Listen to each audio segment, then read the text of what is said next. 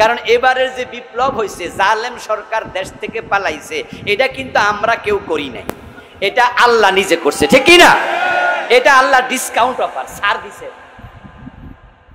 এবার বিএনপি করে না, এটা বিএনপি বলবে না যে এবারের বিপ্লব আমরা করছি। এবার জামাত ইসলামও করে নাই, তারাও বলে নাই যে আমরা করছি। যে ছাত্ররা করছে ওরাও বলতে পারবে না তারা করছে, কারণ তাদের দাবির মাঝে এটা ছিলই না। তাদের দাবি ছিল কোটা সংস্কার, ঠিক না? তারা যখন জুলাইতে আন্দোলন শুরু করে কোটা সংস্কারের দাবি দেয়, তখন তারা কি বলছিল সরকার পদত্যাগ করেন, সরকার পলায়া যাক? তারা বলছে চাকরিতে আমরা কোটা সংস্কার চাই।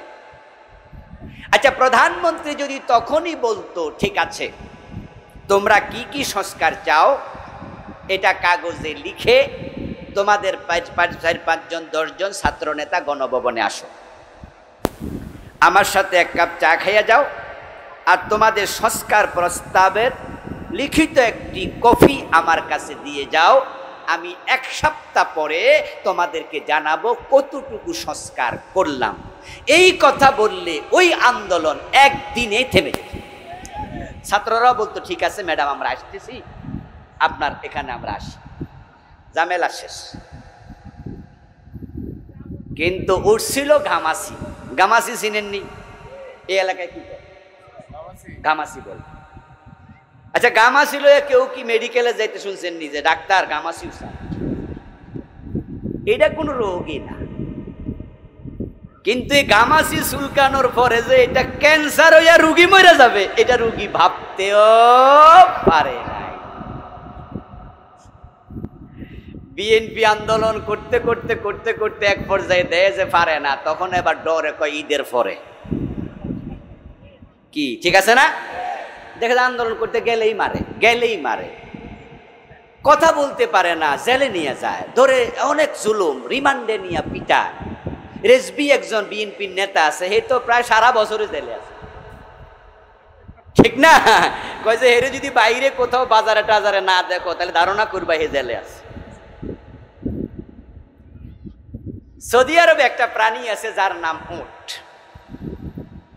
উট নামক প্রাণীটার এত বেশি আরবি শব্দ হয়, জামালুন উট, নাকাতুন উট, এরকম বলতে থাকলে ইবুলুন উট, মানে বলতে থাকবেন আপনি, এত শব্দ যে কয়েক হাজার শব্দের অর্থ উট।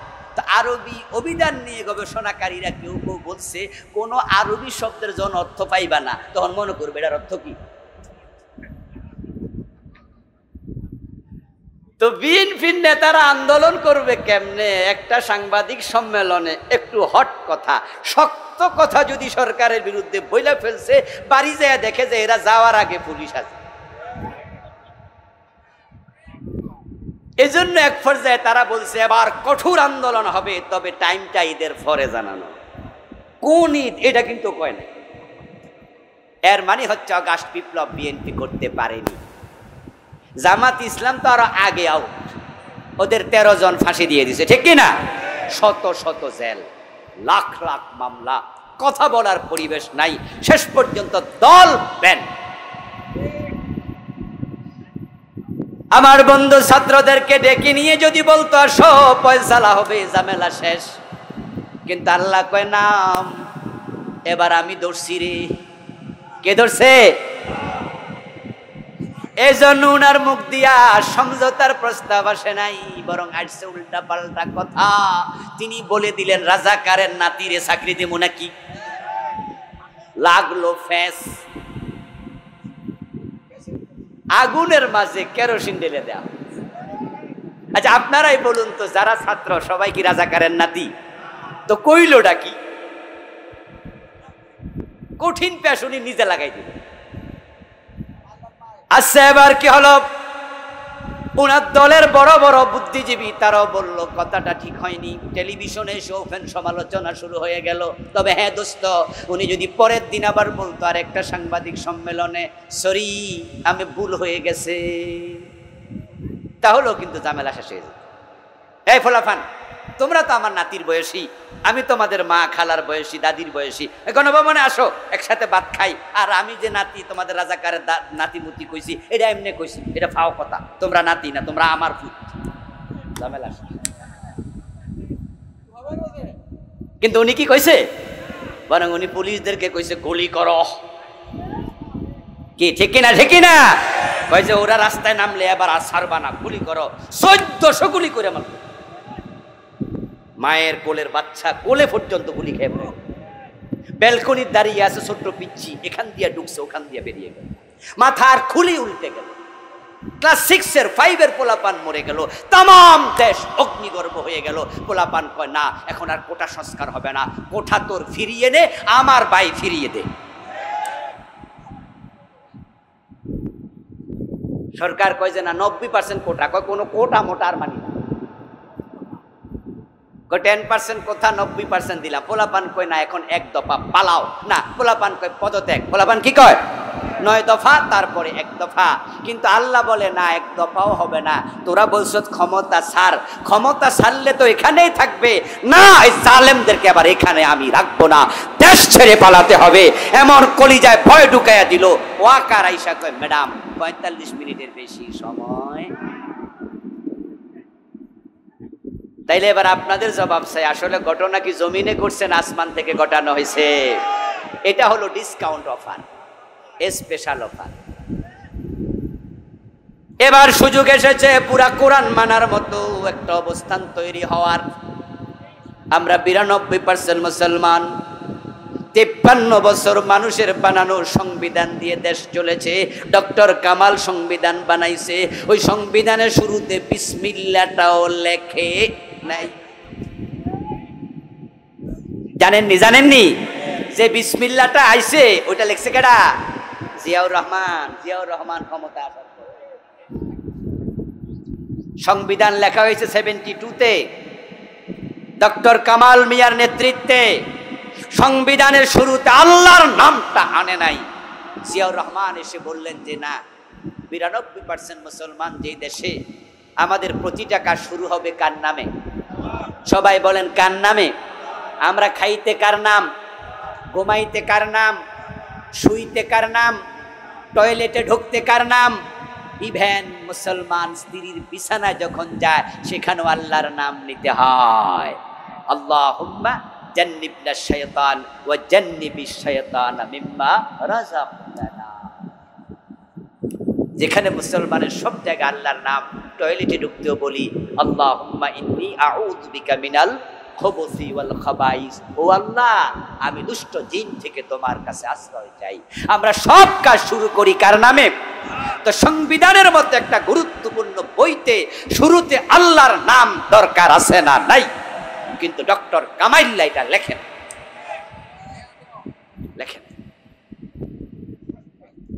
আমার দোস্ত শোনেন, এই 53 বছরে বিসমিল্লাহীন সংবিধান, আল্লাহর আইনবিহীন সংবিধান, যেটা কামাল মিয়া শুরু করছিল, পরে জিয়াউর রহমান লাগাইছে। কিন্তু আবার এই সরকার ক্ষমতা আইসা আল্লাহর উপর আস্থা এবং বিশ্বাস, সংবিধানের 4টা মূলনীতি এটা বাদ দিয়া দিছে, যেটার দাবিতে হেফাজতের আন্দোলন শুরু হলো। ঠিক কিনা? হেফাজতের 13 দফার প্রথম দফা ছিল আল্লাহর উপরে আস্থা এবং বিশ্বাস সংবিধানে পুনঃস্থাপন করিতেই হবে। এই 53 বছরে আমাদের সরকারেরা এই সংবিধানটাকে মোট 17 বার পাল্টাইছে, কাটাছিড়া করছে। কতবার? 17 বার সংশোধন দিয়েছে। তাদের সুবিধা যেখানে ওখানে সংশোধন, অসুবিধা কাইটা নতুন লিখছে। কিন্তু আমরা মুসলমান, আমাদের সুবিধা হলো আল্লাহর আইনে, আমাদের সুবিধা হলো হাদিসের আইনে। আমরা আমাদের সুবিধা এবার দেখতে চাই। 92% মুসলমান মাথা তুলে দাঁড়িয়ে যাও, নতুন করে কোরআনকে সংবিধান ঘোষণা করার সময় এবং সুযোগ আল্লাহ আমাদের হাতে এবার দিয়ে দিয়েছে।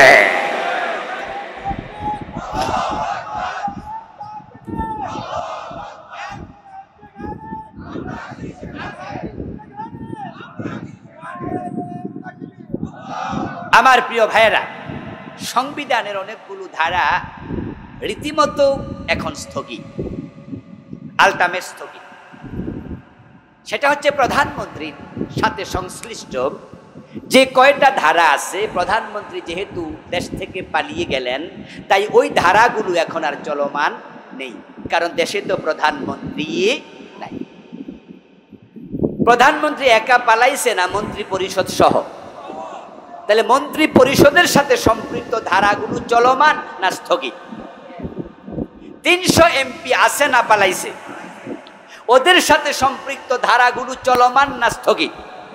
তাহলে অনেকগুলো ধারা যেহেতু আল্লাহ আসমান থেকে এবার বিশেষ ইশারা স্থগিত করে দিচ্ছে, বাকিটার দায়িত্ব আল্লাহ আমাদের হাতে খলিফা হিসাবে ছেড়ে দিয়েছে। আমি কিছু শুরু করে দিলাম, বাকিটা করার দায়িত্ব আমাদের আছে না নাই?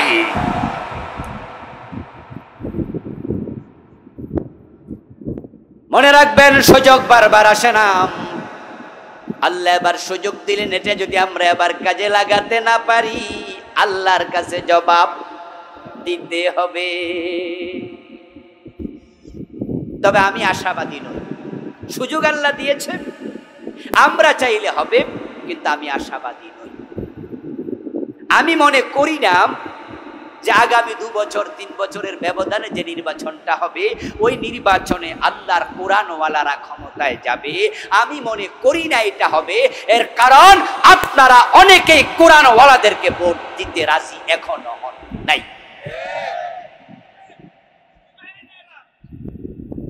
মানে আপনারাই বলবেন যে না হুজুর কোরআন লাগবে, তবে এখন না, আপনারা আরো একটু আগান, তখন দেখুন।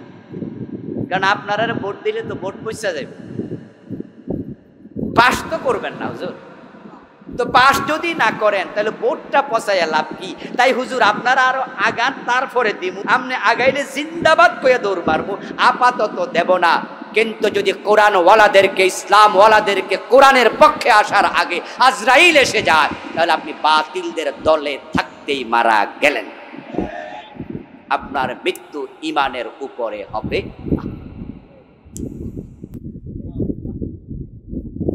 ওয়াজ আর বেশি লাগে না।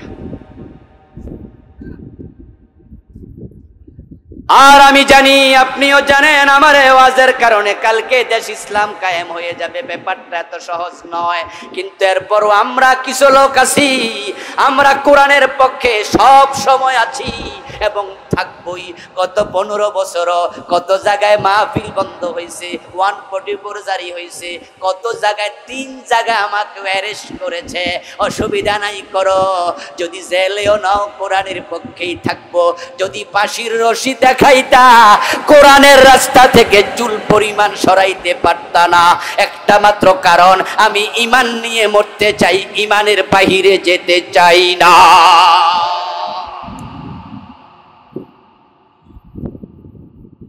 আল্লাহর গোলামির বাহিরে গিয়ে মরলে তো উপায় নাই। হাসরের ময়দানে তো গোলামের কাতারে দাঁড়ানো যাবে না। রাসূলুল্লাহ সাল্লাল্লাহু আলাইহি ওয়াসাল্লাম যখন 10 বছর মদিনার প্রেসিডেন্ট ছিলেন, তখন তিনি দেশ চালাইছেন মন মতন, আল্লাহর কোরআন মতো। এখন আমি মুসলমান, আমি থাকতে কোরআন কেন আসবে না? যদি প্রত্যেকেই কথা বলে তুলে দাঁড়াই মাথা, তাহলে এইবারই আলেমরা এক হয়ে গেলে, নামাজিরা এক হয়ে গেলে, যারা কোরআন বিরোধী জালেম তারা লেজ তুলে পালাতে এবার বাধ্য হবে।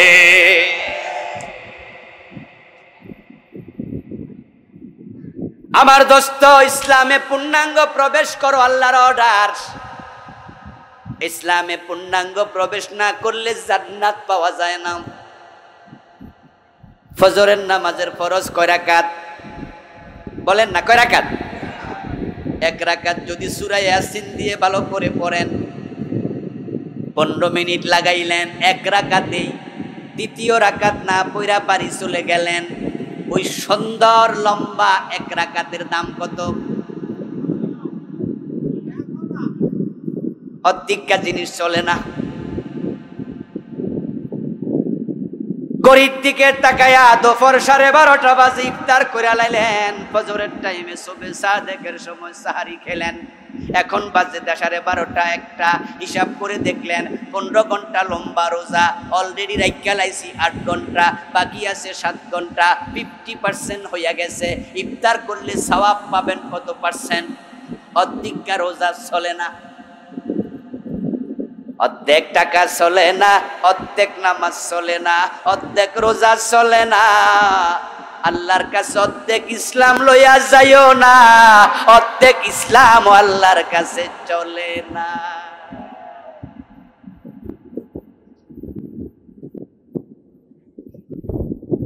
প্রিয় নবীজি বলেছেন, আমার মেয়ে ফাতেমা যদি চুরি করে আমি ফাতেমার হাতটা কেটে দেব। হযরত আবু বকর বলেছেন, যারা যাকাত দেবে না তাদের সাথে তলোয়ার নিয়ে যুদ্ধ হবে, সার হবে না। ওমর বলে, আমার ছেলে মদ খাইলো 80 বেত দেয়া হবে, একটাও কম দেয়া হবে না। আর আমার দেশে চোরও হাত কাটে না। যাকাত যারা দেয় না তাদের বিরুদ্ধে সরকার অ্যাকশনে যায় না। মদ খাইলে 80 বেত দেয় না। বেপরদা, বেহায়াপনা, চুরি, ডাকাতি, রাহাজানি, ছিনতাই চলছে যে যার মতো। অর্ধেক ইসলাম সমাজে, আর আমরা অর্ধেক ইসলাম দেখে ভাবি আমি জান্নাতি। ও দোস্ত, পাগলের সুখ মনে মনে, পুরা ইসলাম না লইয়া মরলে জান্নাত পাওয়া যায় না। তাই তাওবা, তাওবা, তাওবা। অতীতে যা হয়েছে তার জন্য তাওবা। আজ থেকে সিদ্ধান্ত নেবেন, আল্লাহ আমি আজকে থেকে কোরআনের পক্ষে আছি, ইসলামের পক্ষে আছি। আমি পুরা ইসলাম যেখানে আমি থাকবো সেখানে রাজি আছেন না নাই? আল্লাহ আমাদের সকলকে রাজি হওয়ার তৌফিক দিন, বলি আমিন। প্রিয় ভাইয়েরা, আজান হয়ে গেল, একটু পরে আসরের নামাজ। আল্লাহ তাআলা যে কথাগুলো আজকে হলো আমাদেরকে আমল করার তৌফিক দান করুন, আমিন। সামনে আমার কালো গাড়িটা আছে,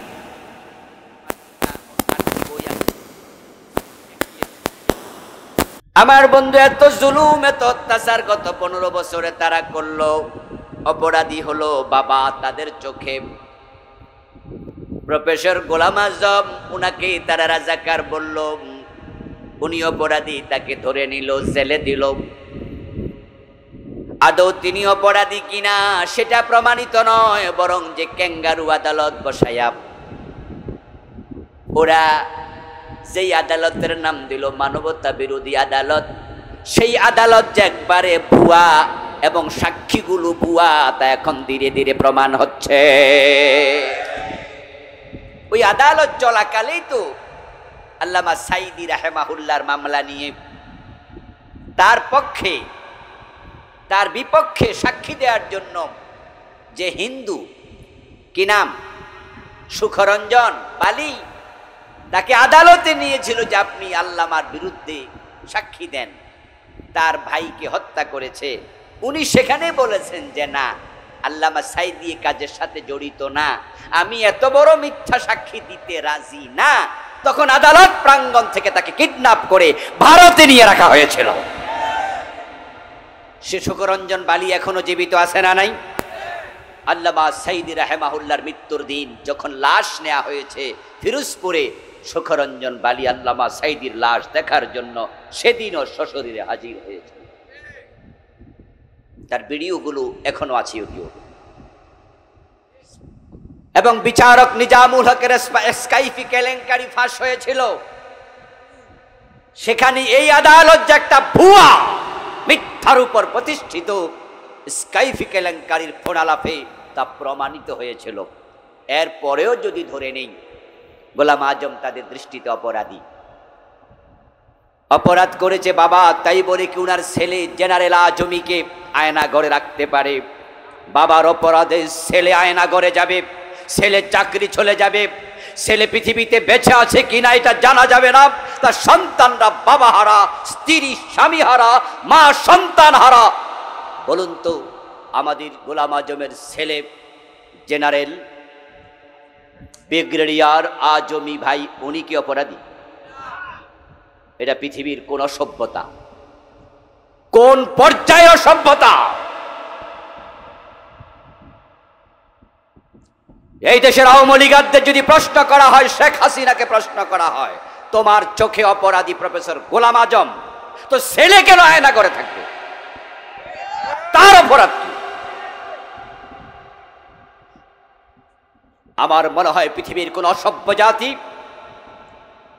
পৃথিবীর সবচেয়ে বড় সভ্য জাতি যাদেরকে বলা হয় সেটা হচ্ছে মগ।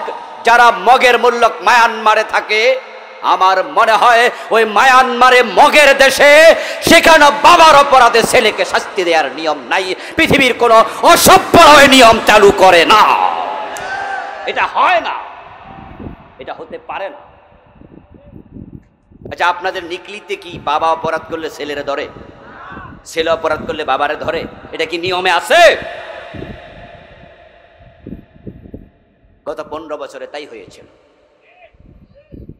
তাদের দৃষ্টিতে অপরাধী মীর কাসেম আলী রাহেমাহুল্লাহ, ওনার ছেলে ব্যারিস্টার আরমান, ওনাকে ধরে নিয়ে আয়নাঘরে ঢুকাই দিল।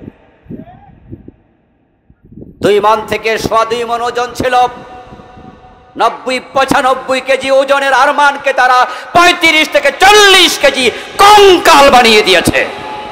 খাইতে দেয়নি, ঘুমাতে দেয়নি, 24 ঘন্টা হাতে হ্যান্ডকাপ পরিয়ে পিছনে বেঁধে রেখেছে, চোখ বেঁধে রেখেছে, বছরের পর বছর। যে কোরআনকে আমরা বাস্তবে দেখেছি এবার, যে কোরআনের উপর ঈমান তো আগেই ছিল। আমি বললাম যে ছোট্টকাল থেকে আল্লাহ কোরআনের সাথে আমাকে রেখেছেন, আলহামদুলিল্লাহ, কিন্তু কোরআনের উপরে এবার ঈমান আরো বেড়ে গেছে। 5 তারিখের পরে ইসলামওয়ালারা ভালো আছে, আমরা ভালো আছি। এখন আর মাহফিল করার জন্য কোনো জালেমের কাছে অনুমতির জন্য যাওয়ার প্রয়োজন হয় না। আগে দৌড়াতে দৌড়াতে মাহফিল কমিটির পায়ের জুতা ক্ষয় হওয়ার উপক্রম হতো। এখানে যাও, সেখানে যাও, টিওনোর কাছে যাও, ডিসির কাছে যাও, নেতাদের কাছে যাও, মাহফিলের অনুমতি ওরা না দিলে হবে না। জমিনের মালিক কে? আলেম ওলামারা কার কথা বলে? কোরআন কার কালাম? তো আল্লাহর জমিনে আল্লাহর কথা বলতে তোদের অনুমতি নিতে হবে কেন? তারা আমাদেরকে বাধ্য করেছে, নিতে হতো। অনুমতি ছাড়া মাহফিল করলে মাহফিল চলাকালে মাহফিল বন্ধ করে দিয়েছে, এমন ইতিহাসও। বক্তার সামনে থেকে মাইক কেড়ে নিয়ে গেছে, মাহফিল চলাকালে 2-1টা সত্য কথা তাদের বিরুদ্ধে চলে যাওয়ায় বক্তাকে বেজ্জতি করেছে, মুনাজাত করতে পর্যন্ত দেয়নি, পুলিশ পাঠিয়ে অ্যারেস্ট করে নিয়েছে গত 15 বছরে। এমন ঘটনাও ঘটেছে। তারা আমাদের কণ্ঠ চেপে ধরেছে, তারা আমাদেরকে 2য় শ্রেণীর নাগরিকে পরিণত করেছিল। জমিনের মালিক তারা বনে গিয়েছিল, আমাদের সাথে ভাড়াটিয়ার আচরণ শুরু করে দিয়েছে। আল্লাহর কোরআনে আল্লাহ তাআলা বলেছেন, ইন্নাহু লা ইউফলিহুজ জালিমুন, নিশ্চয়ই জালেমেরা কখনো সফল হবে না। আল্লাহর কথা আমরা বাস্তব দেখেছি। জালেমরা 16 বছর 15 বছর জুলুম করেছে, কিন্তু শেষ রেজাল্ট হয়েছে তারা ব্যর্থ হয়েছে, লাঞ্ছিত হয়েছে, সফল হয়নি। আল্লাহর কথা বাস্তবায়িত হয়েছে, এই জমিন ছেড়ে পালাতে হয়েছে। এমন লাঞ্ছিত অবস্থায় রান্না করা খাবার খেয়ে পালানোর সময় পায় নাই।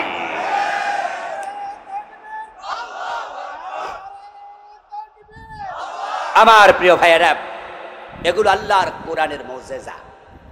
কোরআন কখনো পুরাতন হবে না, কোরআন চির যৌবনা, চির সতেজ, এটা সব যুগের সাথে মিলতেই থাকবে। কথা বলা যাবে না যেটা 1400 বছর আগের পুরাতন কিতাব।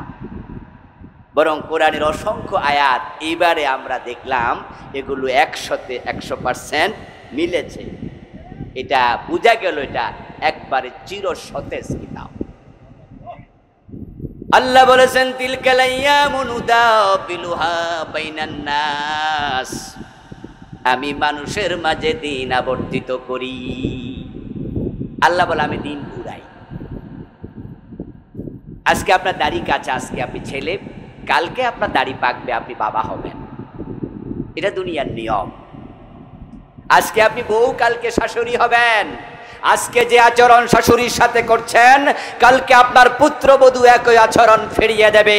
আজকে তুমি সন্তান বাবার সাথে যে আচরণ করছো, কালকে তুমি বাবা হলে তোমার সন্তান সেটিয়ে ফিরিয়ে দেবে। আল্লাহ দিন ঘুরাইয়া দেয়। 15 বছরে আরামে ছিল চোর ডাকাত মাস্তান মাফিয়ারা, রাম এবং বামেরা, রশিদ খান মেনন, হাসানুল হকে এনুরা। এখন কোরআনওয়ালারা ভালো আছে, মাথা উঁচু করে কথা বলে, আর তারা পালানোর জন্য দাড়ি কামায় পালাতে পারে না।